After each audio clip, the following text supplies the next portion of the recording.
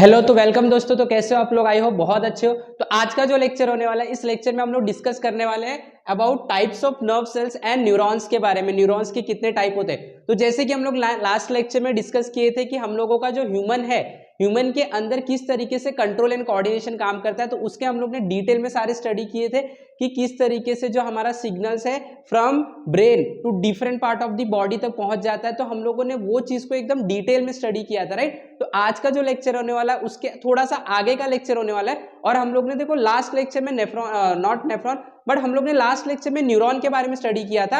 अब हम लोग देखने वाले ये जो न्यूरॉन होता है जो कि पूरे बॉडी के अंदर कंट्रोल एंड कोऑर्डिनेशन को हम बोल सकते हैं कि अच्छी तरीके से रेगुलेट करता है, करवा के देता है। ये न्यूरॉन कितने टाइप के होते हैं? तो this here types of nerve cells and neurons. तो ये जो नर्व सेल्स होते हैं ये हमारे बॉडी में 3 टाइप के होते हैं। तो first one is called a sensory neurons. अब देखो इसका नाम जो है वो सेंसरी न्यूरॉन्स है। क्या है ये? Sensory neurons. तो अभी सेंसरी न्यूरॉन्स क्या करता होगा? तो आपको समझ में आ गया सेंस। तो देखो ये सेंसरी न्यूरॉन्स है ना, जो it is associated with sensory organs of our body. तो हमारे बॉडी में जितने भी सेंसरी ऑर्गन है जो कि सेंस कर सकते हैं, क्या कर सकते हैं? सेंस कर सकते हैं, जो किसी चीज को पता कर सकते हैं। जैसे हम लोग का नोज है, हमारा स्किन है, टंग है, ईयर है, आइज, राइट। तो ये जो सेंसरी ऑर्गन्स है, ये सेंसरी ऑर्गन्स के कंट्रोल के अंदर जो भी न्यूरॉन्स एसोसिएटेड होते हैं that is called as sensory neurons. तो इनका जो काम होता है वो होता है to conduct signals from various part of the sensory organ. Signal को इंपल्स भी बोल सकते हैं।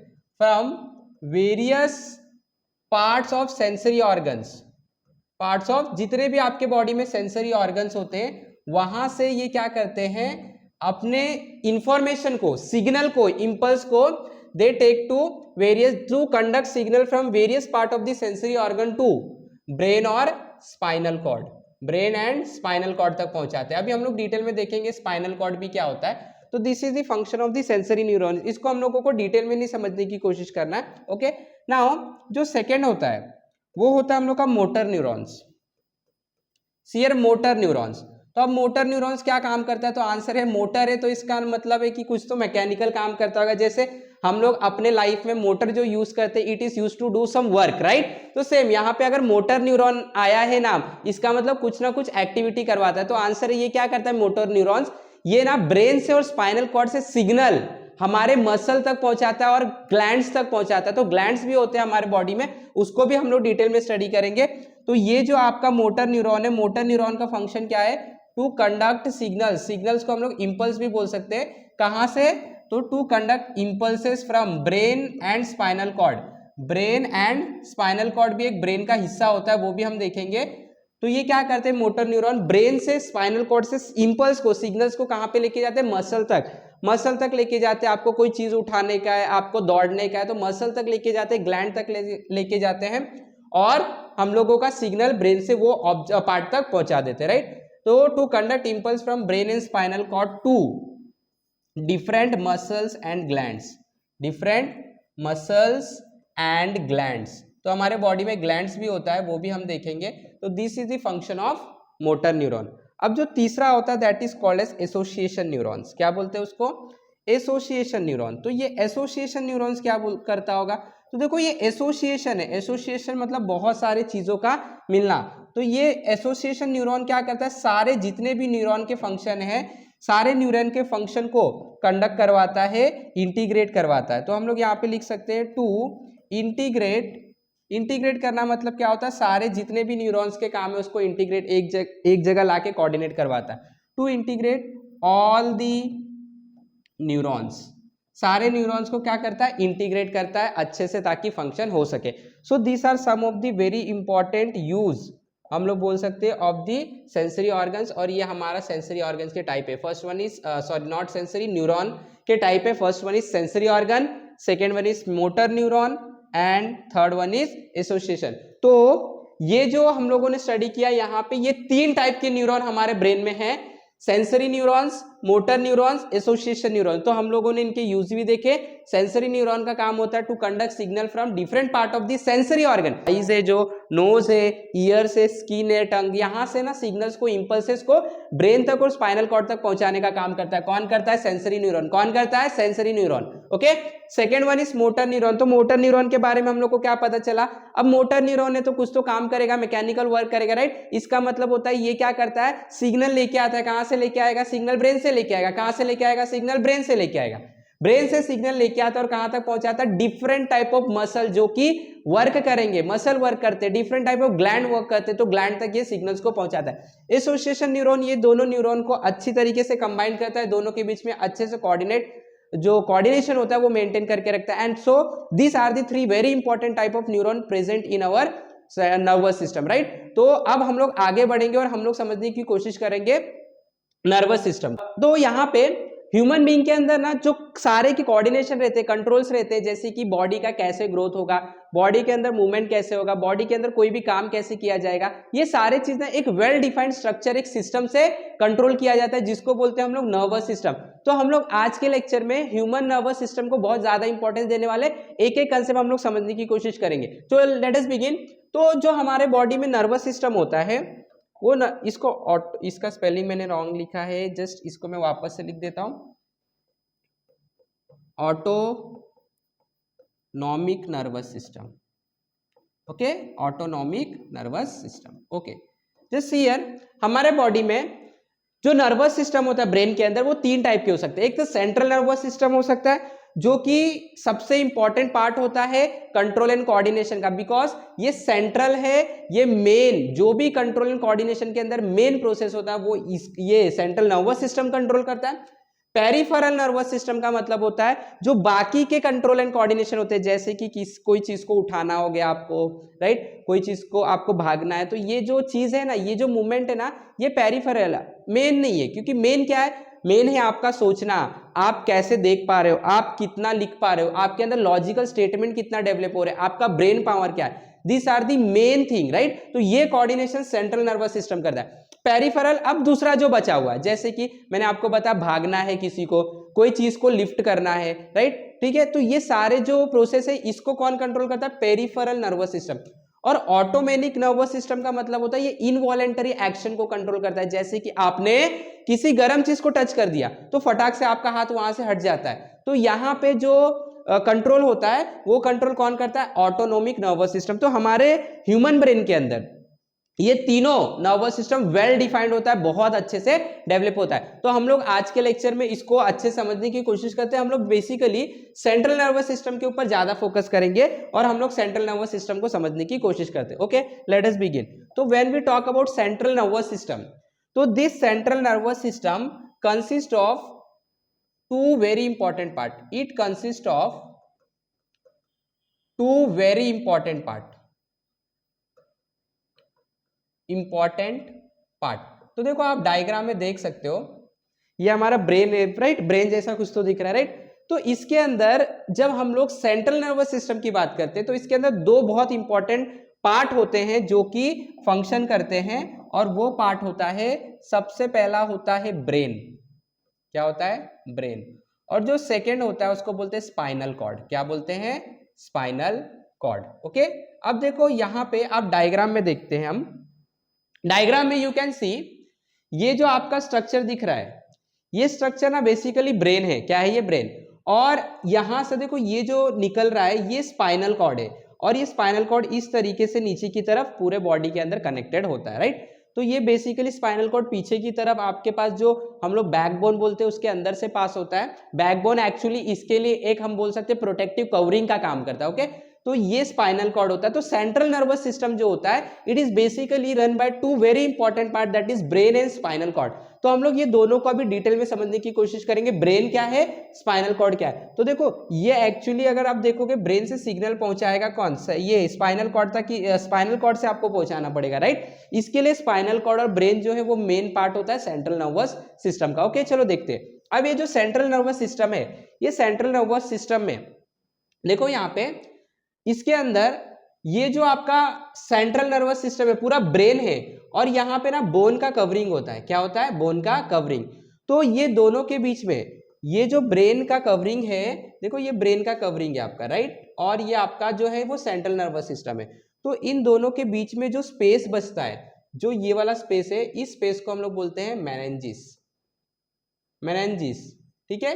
तो ये जो मेनिंजिस रहता है, ये कैविटी होता है, हम लोग बोल सकते हैं स्पेस होता है किसके बीच में, ब्रेन और जो बोन का स्ट्रक्चर होता है, जो कवर का काम करता है ब्रेन के लिए, उनके बीच में एक स्पेस होता है मेनिंजिस। ओके, आगे बढ़ते हैं। अब देखो ये जो आपका ब्रेन का अलग अलग पार्ट है, उसके अंदर जो भी कैविटी, जो भी स्पेस रहता है, उसको हम लोग क्या बोलते हैं, वेंट्रिकल्स बोलते हैं। क्या बोलते हैं, वेंट्रिकल्स। तो देखो यहाँ पे हम लोग यहाँ पे कैविटी की बात कर रहे हैं, कैविटी का मतलब होता है स्पेस। ओके, तो जब हम लोग स्पेस की बात करेंगे तो in terms of space, in terms of space सबसे पहला जो स्पेस होता है मेनिंजिस। ओके, सेकेंड वन जो होता है उसको बोलते हैं वेंट्रिकल्स। क्या बोलते हैं, वेंट्रिकल्स। और जो तीसरा होता है, जो तीसरा स्पेस होता है उसको बोलते हैं सेंट्रल कैनाल। क्या बोलते हैं, सेंट्रल कैनाल। वो क्या होता है, तो आंसर है ये जो स्पाइनल कॉर्ड जा रहा है, ये स्पाइनल कॉर्ड के अंदर जो स्पेस होता है, ये स्पाइनल कॉर्ड के पास जो स्पेस होता है उसको हम लोग क्या बोलते हैं, सेंट्रल कैनाल। तो ये कैविटी के बारे में हो गया। तो हम लोग देखो एक एक करके सीख रहे। सबसे पहले सेंट्रल नर्वस सिस्टम किससे बना होता है, दो इंपॉर्टेंट पार्ट से। किससे, तो आंसर है ब्रेन से और स्पाइनल कॉर्ड से, राइट। ओके, अब हम लोग ने क्या किया, कैविटी के बारे में समझा, स्पेस। तो जो बोन का कवरिंग होता है, जो ब्रेन होता है, उनके बीच के स्पेस को मेनिंजिस बोलते हैं। उसके बाद ये जो पार्ट्स है, इसके बीच में जो भी स्पेस बचेगा उसको हम लोग क्या बोलेंगे, वेंट्रिकल्स बोलेंगे। उसके बाद ये स्पाइनल कॉर्ड के पास जो भी स्पेस होता है उसको हम लोग क्या बोलते हैं, सेंट्रल कैनाल्स बोलते हैं। क्या बोलते हैं, सेंट्रल कैनाल्स। अब देखो ये तीनों मिलके, ये तीनों स्पेस जो है, ये तीनों स्पेस के अंदर एक बहुत इंपॉर्टेंट फ्लूइड होता है।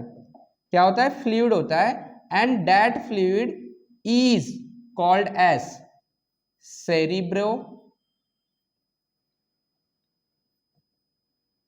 Spinal fluid. Cerebrospinal fluid. अब इसका काम क्या होता है, देखो जो ये मैंने इसको स्पेस बताया, ये ब्रेन से लेके पूरे स्पाइनल कॉर्ड तक, ब्रेन से लेके पूरे स्पाइनल कॉर्ड तक जहां जहां स्पेस होता है उसके अंदर ये लिक्विड होता है, फ्लूइड होता है, जिसको हम लोग बोलते हैं सेरिब्रो स्पाइनल फ्लूइड। ये फ्लूइड का काम क्या होता है, न्यूट्रिशन पहुंचाना। किसको न्यूट्रिशन पहुंचाना, सेंट्रल नर्वस सिस्टम तक पूरा जितना भी न्यूट्रिशन जरूरत है स्पाइनल कॉर्ड को या तो फिर ब्रेन को फंक्शन करने के लिए अच्छी तरीके से, जितना भी न्यूट्रिशन की जरूरत होती है वो कौन पहुंचाता है, ये सेरिब्रम स्पाइनल फ्लूइड जो होता है वो भरपाई करता है उसका, और ये इनके बीच में प्रेजेंट होते हैं। Okay, so this are some of the thing which is related to central nervous system. अब हम लोग आते हैं main part of the central nervous system. Central nervous system के मेन पार्ट पे आते हैं। तो जब हम लोग मेन पार्ट की बात करेंगे सेंट्रल नर्वस सिस्टम की, तो in case of central nervous system the main important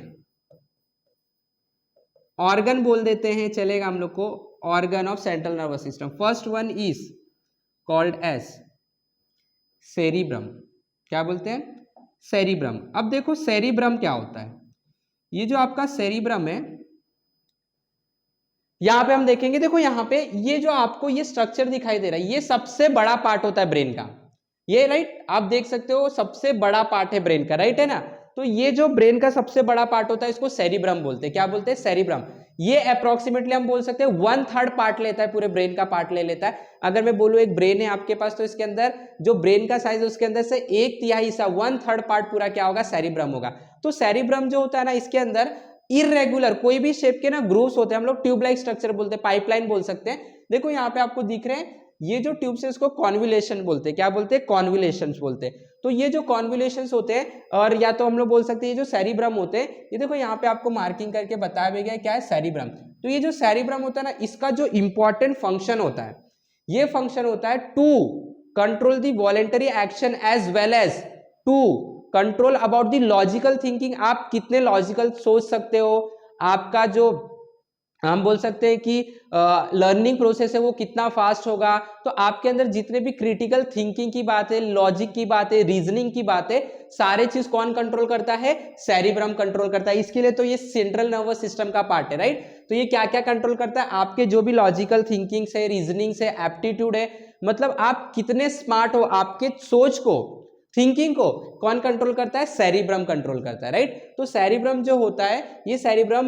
mostly हम बोल सकते हैं कि सबसे ज्यादा हिस्सा होता है ब्रेन के अंदर, राइट। ओके, उसके बाद जो सेकंड आता है उसको बोलते हैं सेरिबेलम, सेरिबेलम। ओके, अब ये सेरिबेलम क्या है? तो देखो जस्ट इसके नीचे आने का, ये जो आपका सेरिब्रम था, इसके नीचे यहाँ पे आप देख सकते हो एक पार्ट है व्हाइट कलर का, इसको हम लोग बोलते हैं सेरिबेलम।